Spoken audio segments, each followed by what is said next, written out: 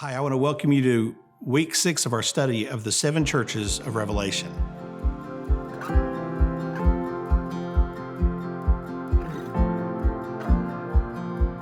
As we look at Christ's letter to the church at Philadelphia, we see his love, joy, and pleasure with this church. Even though this church has little power or is small in size, their faithful obedience to Christ grants them unqualified praise from their Lord. There are no signs of compromise or false teaching coming from within this church. In fact, Jesus' praise of them includes his praise for their deeds. They have followed his words. They followed his teaching. They haven't denied his name, even in the midst of persecution. He praises them for their perseverance. Regardless of the opposition from the Jews, they trusted in the teaching about spiritual Israel, that it's not the Old Testament law that makes them spiritual Israel or natural Israel. They had accepted Christ, whereas those born biologically of Israel had rejected God's Messiah. He also praised them for their faithfulness. Regardless of circumstances, they were faithful. They trusted Christ and his promise. They faced their temporal suffering with eternal optimism. With such a glowing report, one might think that Jesus didn't have any other expectations for this church. However, his promises in verses 11 through 13, we can see his expectations for them to overcome Satan's scheme is that of a growing vision. He wants them to grasp a vision that's far beyond their physical circumstances and their physical understanding. He wants them to set goals beyond their human abilities. He wants them to have a vision equal to that of God's power. Look at his description of this vision. In verse 11, we see he says that it's a vision for Christ's next coming. Jesus is coming back for his bride. He tells them they need to hold fast and stay faithful and live in joyful expectation of Jesus coming back. He says, hey, the persecutions are going to increase. There will be more martyrs, but they are not to fear those who can harm the body. They are to anticipate the one coming back who saved their souls, the one who will keep them for all eternity. The greater our vision of Christ's coming, the greater our obedience. Secondly, he praises them and tells them they need to have a greater vision for their coming reward. Faithful completion of a godly life results in a crown. He's talking here about the winner's wreath in competition. Their future reward should compel them to live life with faithful integrity. We obey Christ out of a love for him. However, our reward for obedience is him. Him in the here and now, and him in the hereafter. Thirdly, they need to have a greater vision for their eternal home. I love this section. It's in verse 12. He says, they will be a pillar in the temple of God. This speaks to permanence. It speaks to being a part of God's temple. They'll live there forever in God's presence. He says that they will have God's name written upon them, designating they are God's possession. They belong to God. God keeps and protects his possessions. They will have the name of God written upon them. I love this part. This speaks of citizenship. They are members of an eternal community.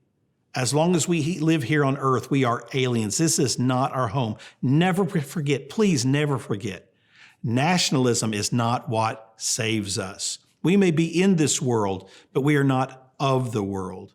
And he also tells them they will have Christ's new name written upon them.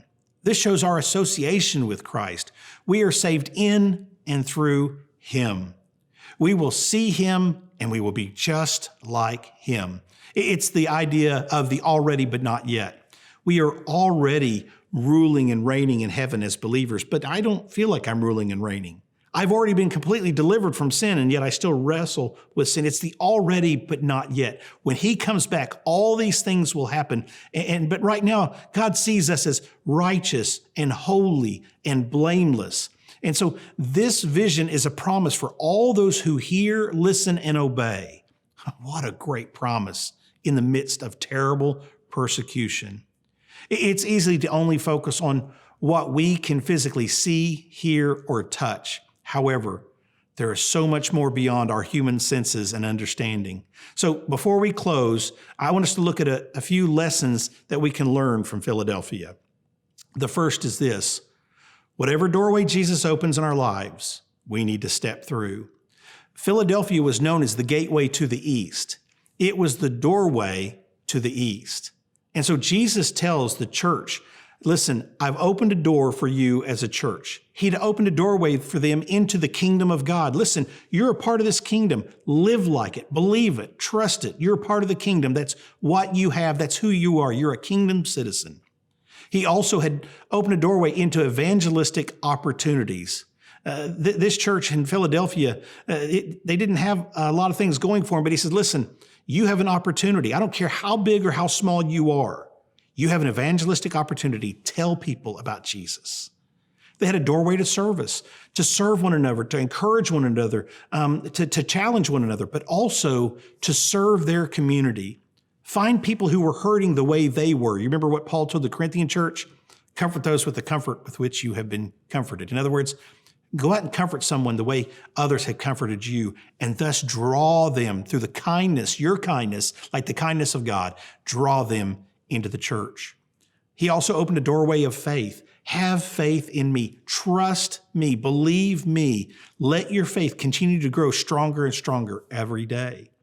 He said that he had opened a doorway for a greater vision. See beyond who you are and where you are. See beyond the temporal and look to the eternal. The second lesson we need to learn is this: renouncing acceptance in this life will lead to acceptance of God in his kingdom forever and ever. There has to come a time where we just say, listen, I'm taking my stand right here. This is where I'm going to stand. I know people aren't going to like me for it. And I'm not talking to stand where you're mean to people and just say, I'm saved, you're a sinner, I'm going to heaven, you're going to be barbecue in hell. No, not that at all. Never that. But I'm saying, don't worry if the world accepts you. Know that God accepts you in heaven. The third lesson is this: regardless of what people think or say of us in this life, Jesus knows us and has a special name for us in heaven. Jesus knows us. He knows you, and he knows who you are. Don't beat yourself up. I could tell story after story where people have said horrible, horrible things about me. And I remember my wife one day saying, why does it bother you? And I said, because it does. It bothers me. I want people to like me. And this is absolutely killing me. And I just constantly tried to go back to Philippians 4. Think on these things, whatsoever things are true. Father, what things do you know to be true about me? What's the truth about what you think about me? I'm a child of God. I'm a co-heir with Christ. I'm forgiven. I'm righteous. I'm saved. And so I need to remember these things. The fourth truth is this: Jesus has the keys to the door, so he's ready to walk through them when they are opened. We ought to be praying for God to give us eyes to see and a heart to obey, to walk through the doors that he opens. It doesn't matter what they are. When he opens them, we need to be ready to jump through those doors so that we can accomplish the things that he's called us to do individually, not just as a community group or as a church, but individually, what he's called us to do in our homes, in our communities, in our schools, in our workplaces, wherever we are. That is an open door to fulfill God's purpose. And finally, and this is the most difficult truth, I'll tell you, there are doors open all around us that we don't like, but we must obediently go through every door Jesus opens, regardless of our feelings.